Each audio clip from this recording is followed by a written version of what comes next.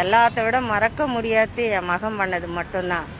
ஏன்னா நாங்கள் அந்த அளவுக்கு வசதி வாய்ப்போடு இருந்தோம். சொல்லப்போனால் என் பையன் வந்து ஹைகோர்ட் லாயரு. ஆனால் வந்து இன்னைக்கு நான் இந்த வேலை செஞ்சுட்டு இருக்கிறேன். அதுதான் இன்னமும் மறக்க முடியல.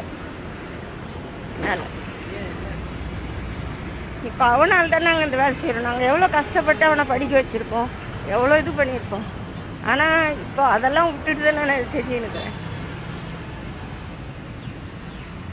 கேட்கலையா நீங்கள் எதுவும்?